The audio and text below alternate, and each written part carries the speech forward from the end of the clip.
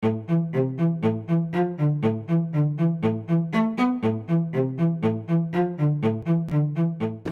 good evening. It's very thrilling indeed to come here again to see so many friendly faces that we know so well. It really is a pleasure. But brethren and sisters, we come at a time which is very significant indeed, as we've said before. We live at a time when things are really moving, and I'm sure every one of you knows that. But let's have a look at some of the things that have been happening more recently on the world scene. But let's come back, first of all, to that quote that we've got before us. Look what it says to us, brethren and sisters. It says to us, we know the times and seasons. I don't have to write and tell you that. Yourselves know it perfectly, that the day the Lord comes at a time when most people don't think, when they're not prepared, when they're saying peace and safety. Now remember that, because we're going to see that tonight. Then sudden destruction cometh on them as travail upon a woman with child, and they shall not escape. So let's look particularly at those first few verses for a moment. What we want to look at is the words times and seasons. What we want to look at first of all is the time. The word time is the Hebrew word or Greek word chronos, from which we get chronology. It's the duration, the length of the period. And so indeed, let's remind ourselves what we looked at last year. Times and seasons reconsidered, said Islip Collier way back in the Second World War. Russia and Germany had joined together, Rosh, Meshach and Tubal and Magog. And he said, they thought, was this going to be the return of the Lord Jesus Christ? And they wrote to Brother Islip Collier in the Christadelphian and asked him, and he said, no, it won't be. But he said, I tell you what, it's unwise for us to take too much from dates, but there's so many dates in Scripture that it's important that we understand it. It's still worse an error, says he, to be indifferent. So the question is, how long? And the date that he gave when the next consequential event would take place, and he didn't say what it was, because it could be Christ's return, but it doesn't fit. It means that because Christ comes at a time when you think not, at a time you don't know.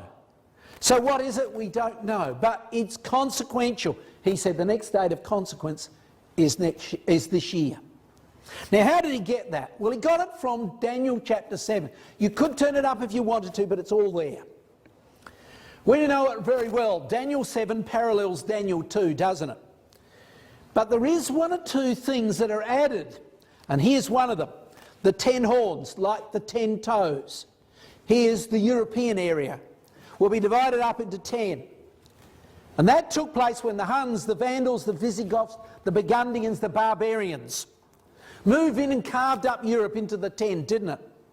Then he said, Daniel said, there shall rise another king. Whoops, I've gone and done the wrong thing. Let me get used to this. Another shall arise, which will subdue 3 kings, 3 of those horns, 3 of those kings, and it will give it to one who speaks great words against the Most High. Now he said that will last for a time, times and a dividing of times. Well, when did that happen? Well, barbarians came into Europe around about 395 AD, carved it into its 10. But then subsequently, 3 of those horns were plucked up. The ones that were in the Italian peninsula, the Vandals, the Lombards and the Huns. So here they are, part of that beast with the 10 horns. They were plucked up by this man, Pepin the Short, the father of Charlemagne. And what he did was, he gave it to the papacy. He actually, I think, decided that he wanted to go to heaven when he died, or something like that. Thought that if he gave them a present, then that would be possible. So he gave it to them in 754, but it didn't last. He had to come back the next year, 755, 756, and he completed the job and gave it to the various popes, but the pope at that time. And they believed that the 3 might parts, or the 3 ridges on the crowns of the pope, represents those 3 papal states that were given. And so when did it happen? Well, dominantly they got control of those papal states 755. Add 1,260. When do you get? You get this year. So 754 to 756, Pepin the Short gave what was called Pepin's donation to the papacy. So what's going to happen? We don't know. Here's a suggestion. Look, brethren and sisters, add that period to there, we come to there. We're in a significant area. We should have seen something moving this year, this last year, and it did. Russia began to move, didn't it? So it looks like it's right. So what should we expect? Well, it was given to that papal horn. A horn is a political power that rules territories or powers. Does the Pope do that now? Look at this. He still rules.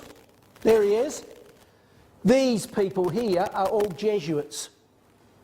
They are priests which do not have the Jesuit or the priestly garments normally. Here is the leader of the EU. This man runs the bank of the EU. This man's been replaced by this man, Mr. Juncker, who runs the Club of Europe, all the countries of Europe. And here's the Prime Minister of Spain. And previously was a lady, Baron Ashton. She stood down, a British person, and the Catholics now taken over. There she is, Frederica, whatever. But there is the people that run Europe today. They are subject to the papacy. But the suggestion is that that could come to an end next year, or this year, who knows? We'll see. But now let's come to the next point.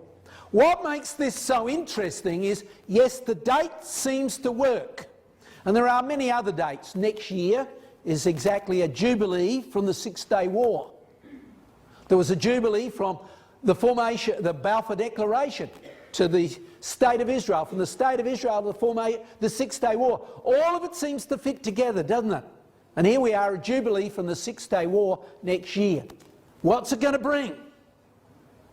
But now let's look at this word here, seasons. Seasons, that word there speaks of the characteristic of a period. So if it's winter, it's cold.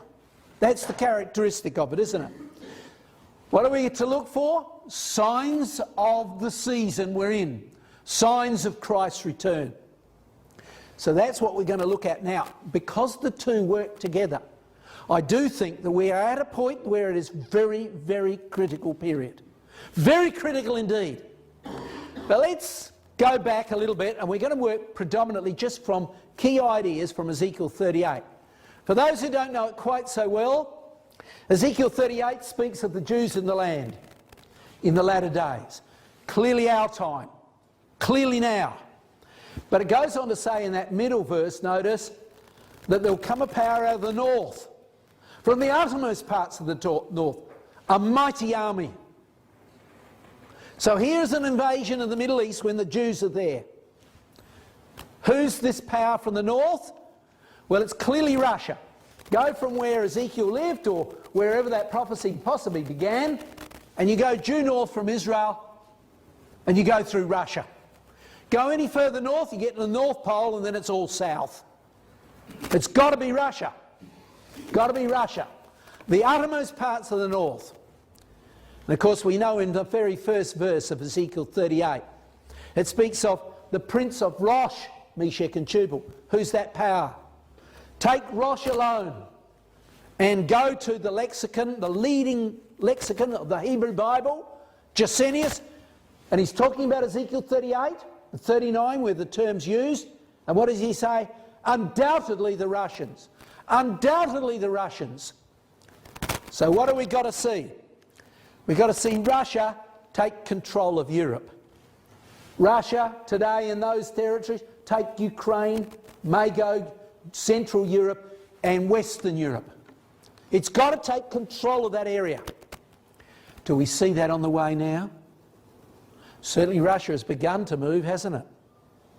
It began to move last year in no uncertain terms. What did Brother Thomas say to us? He said, when Russia makes its grand move out of our title, he said, for us, let us, the reader, then know that the end of all things is at hand. The long expected but stealthy advent of Christ, the King of Israel, will be on the eve of becoming a fact. It's thrilling, it's exciting. The time is short. Now, you've all seen this before, but here's the picture of Europe. And what we expect, don't we, is the future movements of Russia are notable signs of the times, said Dr. Thomas. Back there in 1848. So we're expecting Russia to control Turkey. Move in, Ukraine. Move in to control Eastern Europe, which is what we're going to dominantly look at tonight. Then move into Turkey and south to Israel. More on that will be dealt with in the next talk. But now, Russia's movements. Let's look over the last 100 years, from 1917 to now. We'll do that very briefly. But here it was. From World War I to World War II, in the latter part of World War II, she began to move. She moved in and took up this area which became the Warsaw Pact countries and set up the Iron Curtain so people couldn't go in or out. But then the Bible said, I'll turn thee back. I'll turn thee back. Is that what happened? Is that what happened? Of course it is. 1989, 1991, over those years, Russia became utterly bankrupt because of the low price of oil. And she was forced to retreat, and so there she is today. There she is what she was after 1991 when the Iron Curtain came down. And you know, we've just celebrated that, well, the world has, 25 years from November 1989 when the Iron Curtain came down in Berlin, or the wall was breached. There it is. And the troops moved back out because they couldn't afford to keep them there. They were too bankrupt. And they moved back out. But what the scripture says then, I'll put hooks in thy jaws, something's going to entice her forward. And I'll bring thee forth. And so there we are. And Russia has been moving. Crimea, March the 25th. Then into Ukraine. She's been on the way. And in that interim period, what has she been doing? Leading from 1991 through to now, hibernating. Hibernating. But she's not hibernating anymore. She's on the move. She's moving to control Ukraine. And she is certainly doing so in a brutal fashion. Brutal to say the least. Here she's moving. Whoops, I don't know why that did that. There we are, better. Here she's moving against Ukraine. And here's Mr. Obama. The world sees Mr. Obama as just mildly clipping his nails. Achieving little. That's how we see it too. She doesn't see... America, where is she? Hardly doing anything about it. Again, look at this. Here's how the world sees it. Mr. Putin. And here's the sanctions from the US and EU. Not doing much. Not doing much. Ridiculous. We've got our weapons like heck. And so Russia has been moving. She moved first of all into Georgia, 2008, parts of Georgia, took control of that. Then she moved in to destabilise Moldavia, or the area of Transnistria. Then she moved into Crimea, March last year. And then September, more particularly, she moved in on eastern Ukraine, and it's much bigger than that she controls now. But where is things going now? This is what we want to look at. Her army is attacking Ukraine, yes. She's exercising her troops on Europe's borders. She's threatening a nuclear response. She's stating she could and will take East Europe. And she has invaded Europe's waters and airspace. She's moving in an intimidating and terrifying manner against Eastern Europe.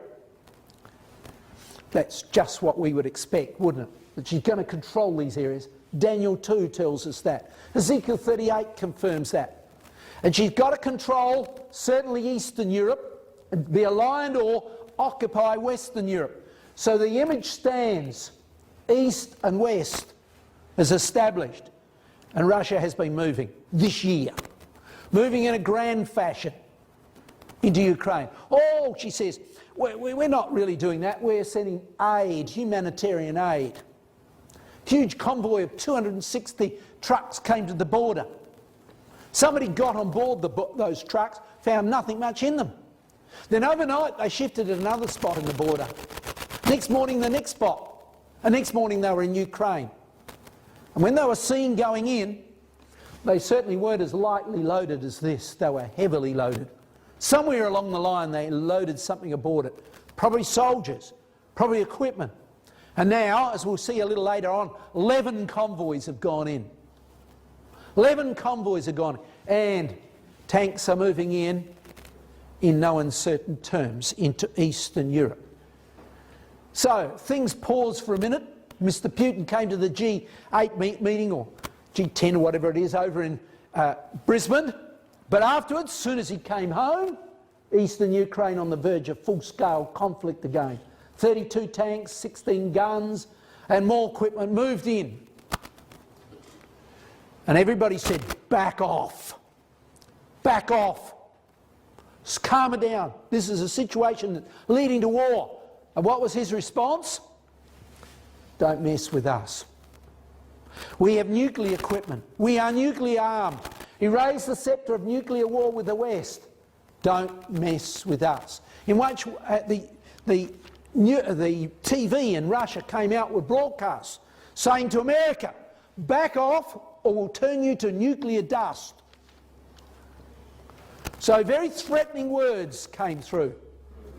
And now, come to the last few months, November. International business paper here in Australia. Vladimir plotting to invade Europe. What we would expect. Putin has a concrete plan to invade Europe. And how far does he want to go? In Europe, Putin's plans of having a sphere of influence across the continent all the way to Portugal. Daniel's image. It's coming together, brethren and sisters. The threat is there.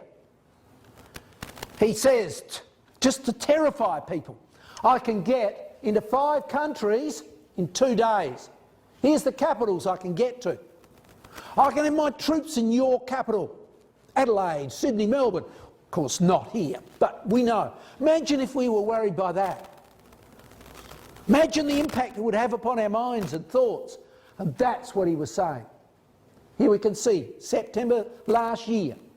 If I wanted, Russian troops could be in Kyiv, Warsaw, Bucharest, just in 2 days. Amazing. Terrifying. So what's the response of the West? What have they said? This is what they said. We'll cut you out of the banking network. We'll cut you out of the banking network. Apparently, in Belgium, there is a centre where computers are run, where many of the European transactions in banking between banks, not our bank cards or anything like that, but the big bank transactions are run from this centre here. Presumably it's backed up somewhere else, but be that as it may, the Western powers and Europe have been saying to Russia, back off or we'll stop your using of that money, the banking network. And Medvedev, the Prime Minister, had a response. Russian Prime Minister. What did he say? If there is no SWIFT, that's the name of this banking network. If there's no SWIFT, there is no banking. It means that the country is on the verge of war. Do that to us, and it's war. Or they are definitely in a Cold War. I want you to know that our reaction will be without limits. Without limits. And so she has been moving. Now let's come back to Ukraine for a moment. The area they're now attacking is that part where I'll put the couple of arrows on there. Look at the date. Here's Stratfor. And what does it say? Red alert update at the heart of Mariupol crisis. They are saying they're expecting war big time in the area of Ukraine. All the indicators are that way. And we know Stratfor is a professional reporting paper for people who want to pay for it throughout the world. And they are saying, yes, Mariupol. Stratfor is continuing our red alert, prepared to launch an offensive to secure its hold on the Crimean Peninsula. Ukraine is not in a position to go on the offensive. They can't do much about it. They're calling up troops frantically in Ukraine, or people, men who aren't even trained as soldiers, calling them up frantically to try and increase the army because they're in a terrible state. Red alert in Ukraine. But it doesn't stop there. Look, here's the global research. War on a global scale is the threat. We're looking at World War II appears inevitable. It's difficult not to see a war on a global scale fast approaching. All the signs are here. This is not my words, brethren and sisters. These are the papers. And these are consequential papers that are reporting this. All right? Here we can see another man giving a comment on. Go and ask the Russians. Mikhail Gorbachev came over to the West and he said, he warns of Russian nuclear war over Ukraine a few days ago.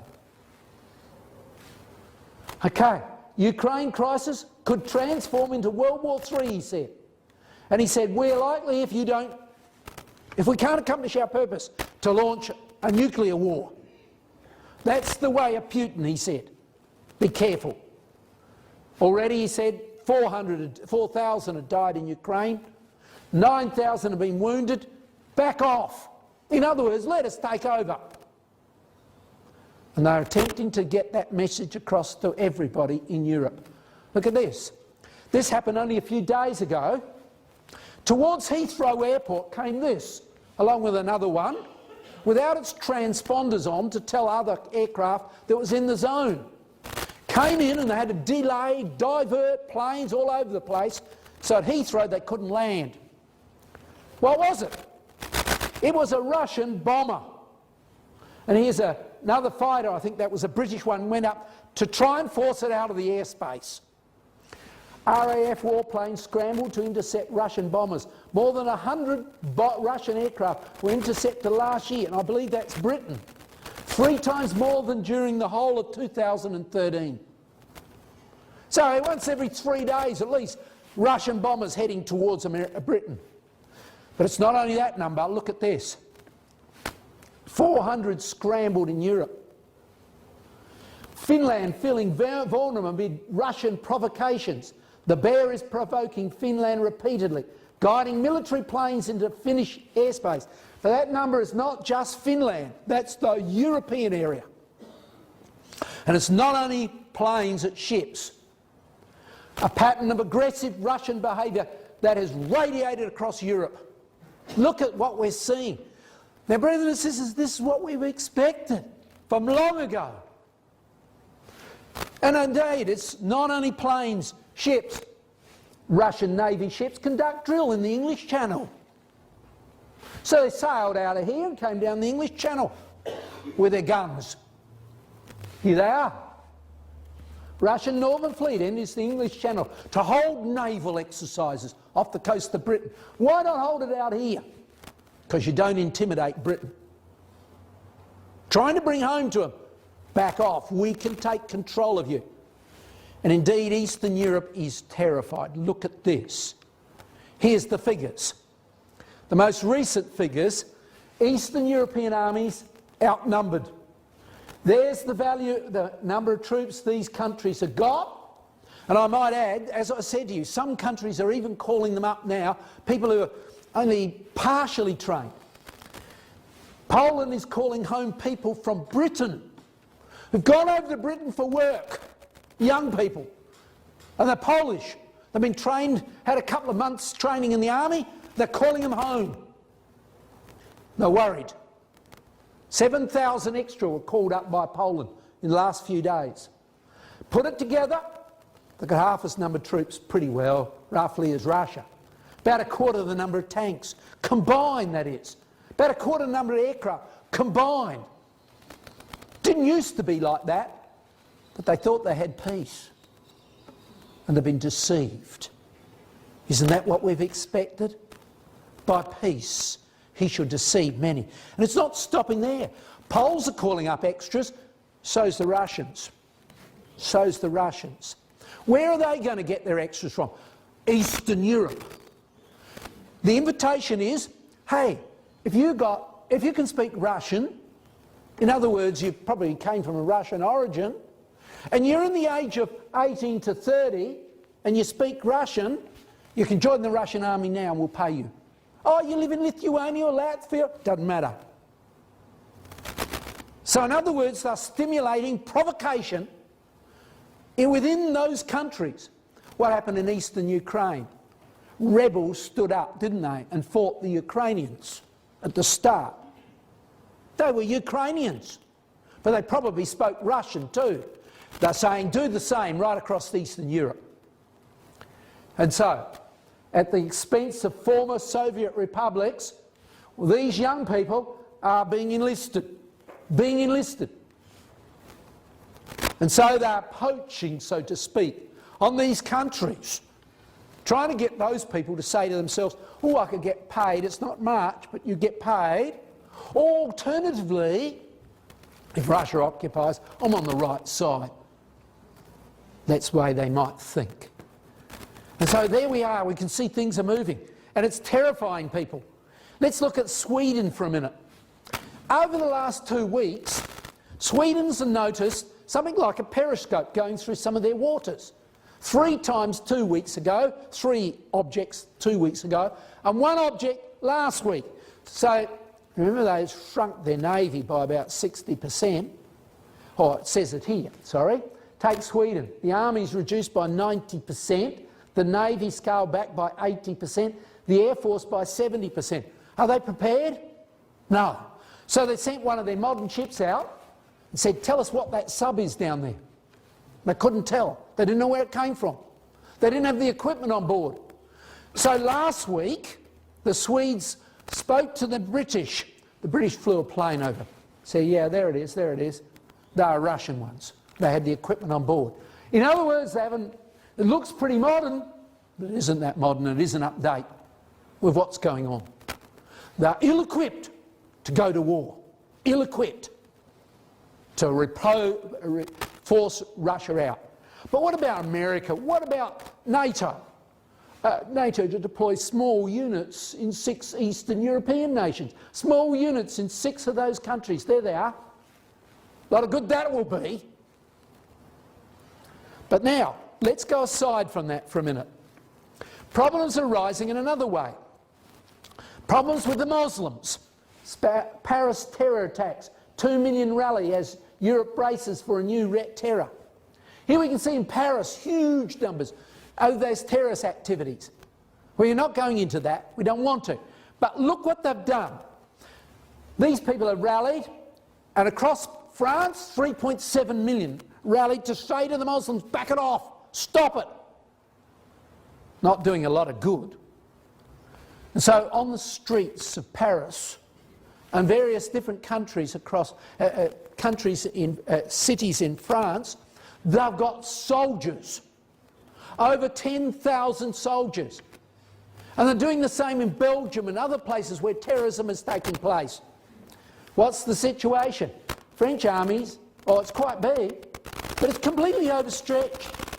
Soldiers are deployed in Africa, and we cannot permanently have 10,000 soldiers on the streets like there are now.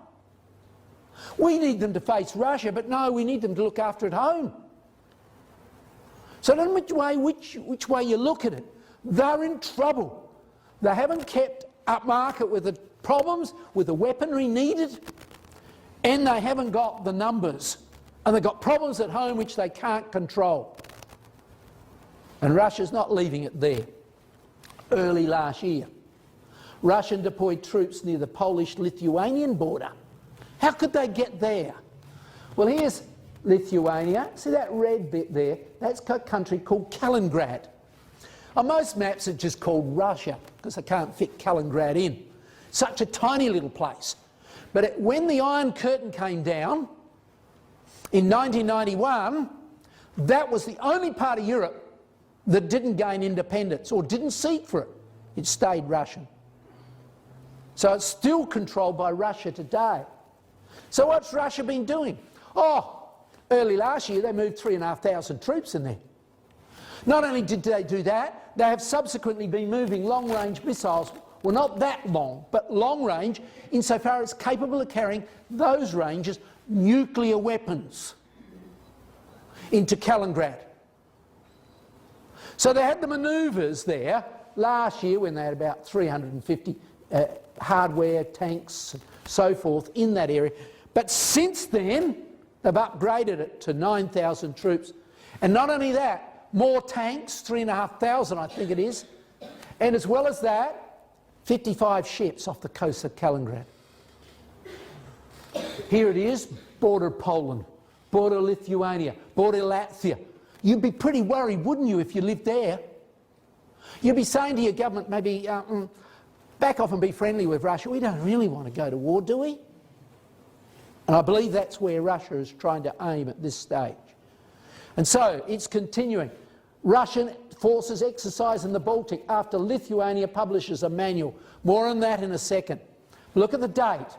Russia deploys troops near Polish and Lithuanian border. The entire Baltic fleet, as well as air and land forces, will conduct drills this weekend. That's only a little while ago, a few days ago. So what are you doing? What's Lithuania going to do? Well, they've done something. Here's what they've done. They've produced a book. Russian Invasion Survival Manual, to be issued, and it should be coming out in the next few days, to citizens in the EU, but first of all to Lithuania. A book of 98 pages of what to do when Russia takes over. And what are they telling them to do? They're saying now, buy food, you'll need it, and hide it. Buy your medicine, get a couple of rupees and put it away if you need it. It's pretty frightening. In that book it shows them routes they can drive to get into another country if Russia occupies, ship routes that they can get through to get out, if they can do it. And then finally they say, well, if you can't, gunshots outside your house, windows are not outside your window, it's not the end of the world, be calm. And telling them what to do. And it appears like that book is not going to just stay there for Lithuania, who produced it, but it seems from this article that it'll go to the EU. So there we can see the situation. Russia is moving in a terrifying manner. And most of those things, I've been highlighting the dates, showing you that they've been moving in the last couple of weeks.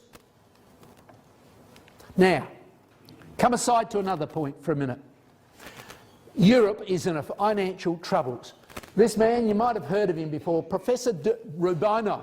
He's the Professor of Economics in the New York University. But in 2008 he predicted the collapse and he became called Dr. Doom. He's ultra famous for his accuracy. And he's talking about Europe facing deflation, unemployment on average there, in Spain 25%, youth unemployment 50%. He's saying, look, Europe's in a huge mess. It's facing economic depression. So they're ill prepared. They haven't really got the means to go to war, to defend themselves. They're in a mess within because of their economic situation. So the leaders are getting the point. And this comes from a prominent paper, the Washington Post.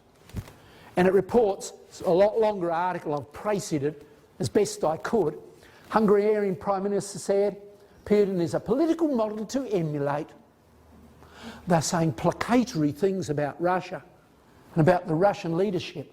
Slovakia says much the same. NATO troops, he said, in our country, just like the Soviets. Ah, so the Soviets are just like Americans, not much different. Nice friendly guys. Czech Republic, similar comparison. Serbia invited Putin to the Red Army's liberation of Belgrade. Poland was concerned about its isolation and such like. So a big chunk of NATO alliance has quietly begun to lean towards Moscow, calming Putin down, saying nice things about him, to get things ready in case they get occupied. I think we can understand why they're doing it. Shocking though it may be. But it's even more dramatic than that. An election took place only a few days ago. Greece. Germans in shock as new Greek Prime Minister starts with a bang. What did he do? He first of all visited the Russians. It wasn't about the EU, the Russians. And he got a letter from Mr. Putin congratulating him. And he says, well, after all, we're the same religion. We're very muchly the same. So they've raised questions about whether the bloc's fragile consensus towards Moscow can hold. So they're saying, look, we're starting to break up. We're not really opposing Russia as we should be. Let's move on with Greece for a minute. Russia links loom large as Greece seeks debt relief. Athens' resistance on the new EU sanctions. They don't want EU, they're looking to Russia. And the new Greek government didn't agree with an EU leadership's resolution blaming Russia for the latest escalation in Ukraine. No, they're not at fault doing Ukraine. That's what the new leadership in Greece is saying. They're not at fault. For sanctions against Moscow, the EU needs 100% vote. That's the terms. 28 countries, they've got to have 28 agreeing. And this man, he agreed for the first time. But they don't think he will continue. So its opposition to Russia will break down the minute he gets serious. But it's not just there, it's spreading like wildfire. Here's Spain. What's happening there? Europe shakes as Greece spreads red spring, communist thinking. The newly elected leftist Prime Minister of Greece will be setting off to Cyprus, Italy and France. And what's he expect? He will hold talks with the Italian leader, his counterpart, the French president, and he's trying to say, let's not go the way the EU goes. So things are moving dramatically. Dramatically. What they are saying that his effect could collapse the economic structure of the EU. Only said that, I think, today. And it might have been the Australian that had it in it. All right? So things are moving dramatically. Hungarians protest against the premiers dealing with Putin. There's the premier of Hungary, but he's not really friendly with her. He's linked with Russia. His name is Orbán. Orbán's dealing with Moscow includes an agreement with Russia to build new Hungarian nuclear power and a loan of billions of dollars or euro. So look at Europe. It's going exactly the way we would expect. It's starting to get fractious. It's getting terrified. It's beginning to break up in the face of all of this pressure. And they're preparing for Russian occupation. But brethren and sisters, the Son of Man shall set his face towards, Son of Man, set your face towards Gog, of the land of Magog, the prince of Rosh, Meshach and Tubal. And look what it says, a proud and exalted leader. Same in Ezekiel, Daniel chapter 8. By treachery and craft, deceit, he'll destroy many. And that is his aim. They are a proud man, always going around showing his chest and his might and his strength. And Western journalism says his aim is to establish the Third Holy Roman Empire. Exactly what we would expect from Scripture. And what's he doing now? Sydney Morning Herald, Putin's Russia will become a besieged fortress as it moves towards a dictatorship. That's exactly what it's doing. Putin's regime is on the verge of transition from mild authoritarianism to outright dictatorship. And look at the date this year. Crack down on all signs of popular dissent are taking place. He's got men on the street moving around. He's arming them. They're not soldiers, they're in mufti, so to speak. And their aim is, you step out of line and they will act. And so, for the time being, he's quite popular. But he's preparing in case it doesn't happen. And of course he's aiming to get control of Europe by cunning trickery. I did this once before with you, I think, but there's the 11th humanitarian aid moving in. Remember, Troy fell, the Trojan horse, when they put this horse outside the walls. And the army retreated. They had soldiers inside. They didn't know. They pulled it inside the building, and overnight, or inside the city overnight, these fellas came out and took control of the city of Troy. Opened the gates, next thing it fell. And the papers are saying the same again. They've even got Mr. Putin sitting on the horse as if he's going to ride it to the gates to show his treachery. and things are moving. Now it's expanded dramatically from what I showed you before. It's moving right in, and the fighting is going on right through these areas. Peace talks aimed at halting rising bloodshed in the eastern Ukraine have ended in failure. Date? February the 1st, a few days ago. Going nowhere. And of course, I will put hooks, I will turn thee back, and put hooks in thy jaws, and I will bring thee forth, says Yahweh. What's causing her to move? Well, her economy collapsing. You know, somebody phoned me up, and I can't confirm these figures, but they said, look, they've got an article that shows how much Russia is going into debt every month. And then they were looking at the reserves Russia had. Now, I don't know if this all works. I'm not an expert in it. But when you divide the two in, their economy collapses by December this year. So you can see things are pretty grim. The price of oil is collapsing. 73% of its revenue came from oil this time last year. Not anymore. Oil's gone from about $1.10 a barrel to now down under $40 a barrel. Russia's economy's on the rocks. It's on the verge of recession. What's she going to do? What's she aiming to do? Russia's economy, the end of the line. For more than a decade, oil income and consumer spending have driven the economy. Not anymore. The Economist, the leading newspaper on finance. How long before the Russian economy collapses? It could get a lot worse, a lot sooner.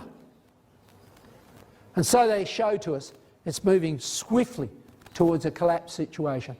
Well, is it going to cause them to back off? Brother Thomas didn't think so. Let the Russian treasury be as empty as it's said to be, and its expenditure exceeding its revenue by double our alleged deficit. Is it spending twice as much as what it says? He said it doesn't matter. It will only operate as a pressure from within, causing the autocrat, Mr. Putin at this stage, to enter into the countries and overflow and pass over. Why? To enrich himself with spoil. To go in and loot. To steal and rob from those countries. To remedy his economy. And the first country, Germany. And Germany, of course, as we know, has just in the recent time been going down faster than most in Europe. Its economy is shrinking. Now, these are old figures, but last year, but they still stand. Her economy is in real difficulty because her biggest trading partner is Russia. Biggest trading partner is Russia. So her general GDP has gone negative. Her exports, gone negative. Her unemployment exploded. And then businessmen came to Mrs. Merkel and said, you keep doing this and this is what will happen. Gave her the figures. And it happened. Now there's 300,000, almost overnight, unemployed in Germany. Above what was already unemployed. And the companies, they're the biggest companies. These companies have invested over 1,000 billion in Russia. And they're liable to lose the lot if they continue to be angry with Russia and oppose it. How long can Germany continue what she's doing? Can't be long. Things are looking pretty critically there for her. And what about France? Well, we've got to be different here because the Hebrew, we won't go into this, but Brother Thomas commenting on it says France will send her conquered and crestfallen troops to do battle for the autocrat against Britain. So he expects France not to capitulate. And indeed, every indication is that that's the way she's moving. So she's going to be there, Gomer and all her bands. But look, France has been building aircraft carriers and ships for Russia. And as things have gone bad, this one got sent into the water. 440 sailors came down to take it away and pay the money. France said, no way. Not until you're back out of Ukraine. Not until you're back out. Now they've finished another ship. Another one's completed. But they're not going to supply it to Russia. So she will anger Russia, no doubt. And it looks like in the end, remember what Brother Thomas says, it looks like in the end she might have to have a bit harder treatment than some of the others. Well, Here's a key word. The key word in Ezekiel 38 is the word company. Company, company, company. And that is the verb from which the word company comes from. Hebrew word kahal. And what does it talk about? The religious assembly. The religious affiliation with the Gogian Confederacy. There is a religious backing behind it. And first of all, Putin, very religious. There's his co-leader, Mr. Kirill, the leader of the Russian Orthodox Church. The communists closed down churches right across Russia. Putin came into power and reversed that. 25,000 churches have been restored. 9 a month, 3 a day at one point. Amazing. Why? Because he wants the support of religion. Putin urges Russians to return to the values of religion. But also he's gone down and he's met with the papacy. And that alliance, I believe, will come to the fore when Russia takes control of Turkey. And that's not far away. We'll talk more about that in a minute. Putin, there he is, met the Pope Francis in a state visit, warming relationships between the Catholics and the Russian Orthodox. This will be the mother church, won't it? The mother of harlots. And the Orthodox will be a daughter church. But they will come and unite and will form an evil thought. And they will come against Israel. What's that evil thought? To destroy the Jews. And indeed, during the Gaza war, there was huge protests in Europe. Huge protests against Israel. It was so serious, brethren and sisters, it was so serious, a scale not seen since Hitler. They pursued Jews in the streets of Berlin as in 1938. 8 synagogues one night was attacked, put on fire. They're saved by the fire brigade, but the next Sabbath they needed 1,000 Jews to support the Jews coming, 1,000 soldiers to help the Jews come home in Berlin and in Paris safely. Really serious. But the consequences we know has been great. 26,000 new immigrants into Israel this last year. The highest figure for the last 10 years. 32% increase over any of those previous years. Out of Ukraine, as you can expect, up by 190%. Out of France, up by 206%. They can see the trouble coming. They know it. USA, just to give you a figure, 8%. And I don't know what the British increase was. It looks like it might have shrunk a little, such a small figure, but there we go. Huge numbers came in. And next year, or this year, sorry, they expect France to increase by another 100% to at least 14,000. Mr. Netanyahu went over and he invited the Jews to return to Israel. He said, you're safer there, come there. But now, Daniel 11 says, once it gets control of Europe, and I think it's in that order, but it may not be, brethren and sisters. It may not be. The Bible magazine at the moment is coming out with quite a bit of evidence seeming to indicate that Russia is ready to do this, move on Turkey. The king of the north shall come against him, Turkey. Won't he? We know that. The king of the south pushed against him during World War I and pushed him back to Istanbul and to Turkey. That happened World War I. Now the king of the north shall come against him, Turkey, from the north, like a whirlwind with chariots, with horsemen and many ships. So what do we expect? Russia is already, Turkey already threatens closing the Bosporus and on Russian ships. Many ships up here in Crimea. Crimea is worthless. And they can't get their ships out of here. There it is, the Bosporus. Narrow. They can easily put guns across here. Could easily close that waterway. And the Prime Minister of Turkey said to Putin a wee while ago now, when they took Crimea, he said in Crimea there is ethnic Turks called Tartars. If you persecute them as you did last time you controlled Crimea, we'll close the Bosporus on you. There has been indication that Russia has been doing that already. But nothing has come from this chap at this stage. So what's going to happen? We know Russia must take Turkey. And this has been a dream they've had for a long time. There's the symbol of Turkey. There's the symbol of Turkey. There's the symbol of Turkey.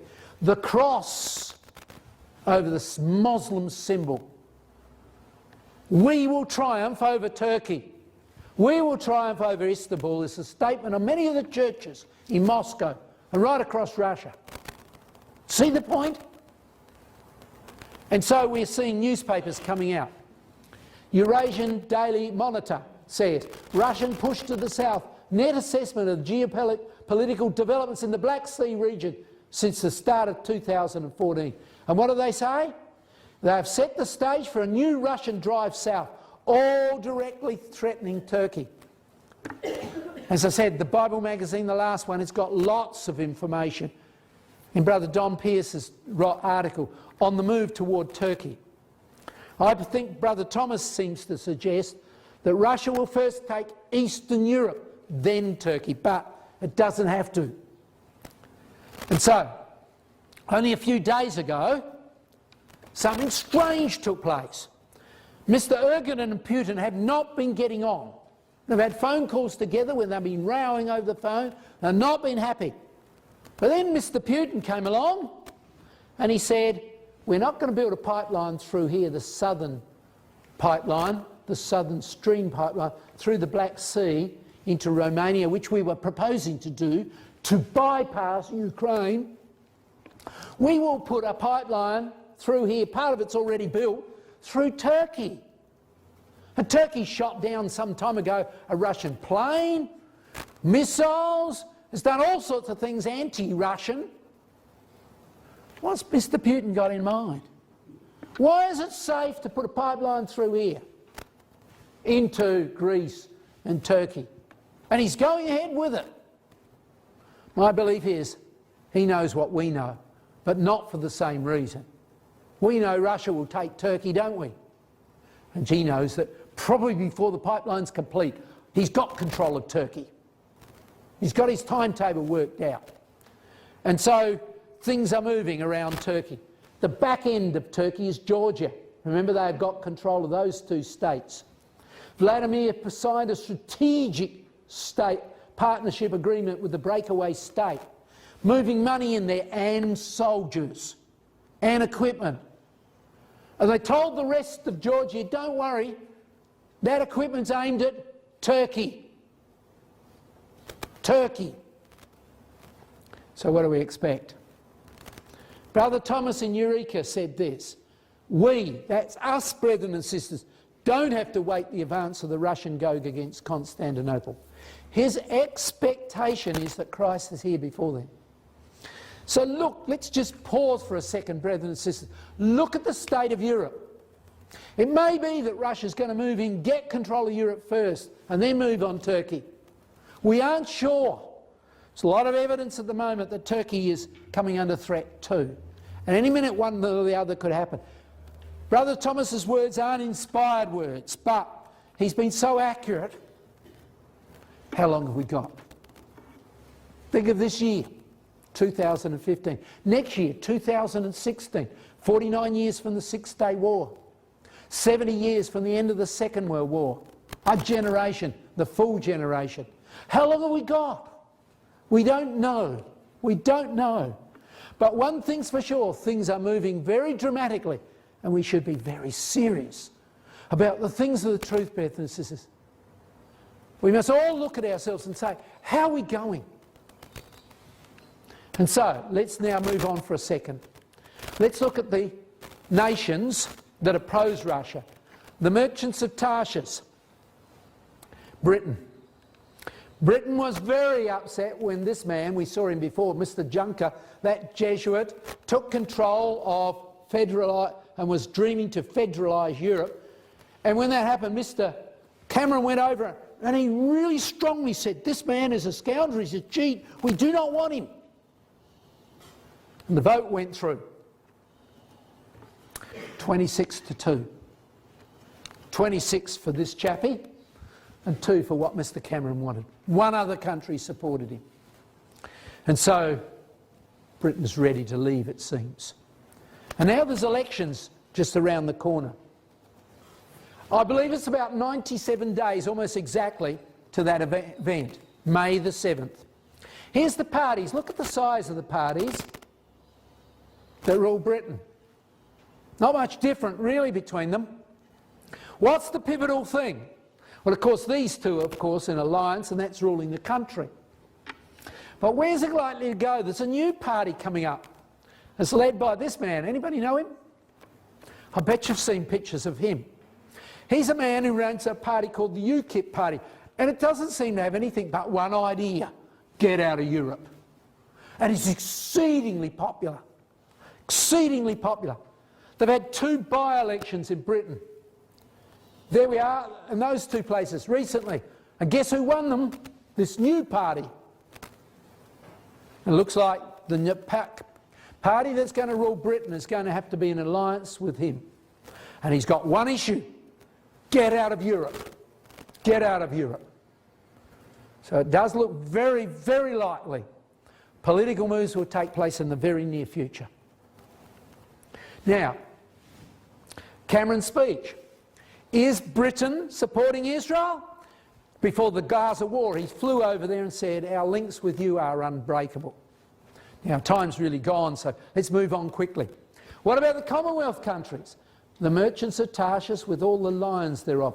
Commonwealth countries. Let's have a think of a few of them. What's this man? The leader of Spain, Canada, Prime Minister, Mr. Harper, great friend of Israel. My word, and they know it. I got it all laid out for him. The red carpet. They knew what he would say. The wings were full of people listening to his wonderful speech of pro-Israeli words when he visited there last year. And of course, you know this man, I don't know how long he's going to last. But anyhow, his election speech, he said, we are firmly committed to restoring Australian-Israeli friendship. And that has indeed happened. And the biggest election, probably victory ever seen in the world as far as numbers were concerned, was with the victory of India. There's the leader of India, Mr. Modi. And Mr. Modi was approached with the close of the election. They said, look, we're really behind China. We've got to fix it up. How can we get the economy of India catching up with China? He said, look, there'll be no troubles, no troubles. They said, what are you going to do? He says, I'll invite the Jews over to give us guidance on how to run this country. You know, the industry. They're very good at it. How true. How true. So the paper then came out. India's next Prime Minister touted as Israel's best friend in Southeast Asia. There it is. And he's very much friendly with this man. Prime Minister of Israel. The India-Israeli defence relationship, Netanyahu says, the sky's the limit. We'll give them every help they want. We'll be united together. So we see Commonwealth countries standing together. Well, now let's bring to the last point. Beat your swords, your ploughshares into swords, and your pruning hooks into spears. The world has got to then arm. And the papers are saying arming, but who's doing it? Oh yes, those countries in Europe are trying frantically to buy weapons, bring soldiers home, but it's too late. But somebody else is moving, using what money they've got within the country, not foreign reserves. They're talking about Russia. Increased annual spending on nuclear weapons by 50%. Budget provides for a 60% increase in national spending next year. And here we see military intelligence last year about Russia. About Russia. They know which way things are going to move. If they can intimidate the rest of the world, they'll get their way. So you can see, brethren and sisters, things are moving dramatically. Time is super short. Well, let's close by going to the words we started with. But at the times and seasons, brethren, you have no need that I write unto you. For yourselves know perfectly that the day of the Lord cometh as a thief in the night. You go outside our walls and go and talk to other people about what's going on worldwide. They won't hardly know about it. It's going to come like a sudden jolt. It's going to be like a thief. You know, when a thief robs a house, they don't phone up and say, we're coming, without warning. But look at what we're seeing. We don't know if it's going to come right now, but by gum, it looks it. Remember, like the birth pangs of a mother with a child, and it's come on and off, on and off, on and off, hasn't it? And look at it now. We could ask ourselves, is this the final stage? And what are they saying? They've been saying peace and safety. Look how Europe's defended itself over the last 25 years. The weapons it's accumulated. Backed by, take Sweden, by 70%, 80% and such like. They've been deceived. Let us not be deceived, brethren and sisters. Because when they feel that, then sudden destruction cometh upon them. And it looks like over the last month we're getting the signs of it on the way. But brethren and sisters, let us go on. Let us not sleep as do others, but let us watch and be sober, putting on the breastplate of faith and love and the hope of salvation. Brothers and sisters, think about it. The time appears to be very short. It fits exactly what we've thought about. It's what brethren have been saying for years and years. Brother Thomas, Robert Roberts, Isla Collier. We're seeing it moving. And the signs seem to be fitting it. And the times seem to be matching it. We can't be certain, but it looks highly like it. So therefore, what does it mean? Well, what it is we should not go to sleep on this information. If I'm wrong, so what? But if I'm right, my goodness, what a wonderful thing if we are people who watch. Watching not necessarily only outside, but watching ourselves, seeing how we're walking. And we're sober about these matters, serious. Putting on the qualities that Christ wants of us. Faith, hope and love. Brethren and sisters, the time's almost here. We need to be ready. We need to be prepared. And indeed, the day is almost here. Let us pray that it might be here, brethren and sisters. I'm sure each and every one of you would love it. I would love it. But therefore, let us be people who are serious about our prayers, serious about our reading of the Bible, our study of God's Word, and our walk in the truth. Thank you.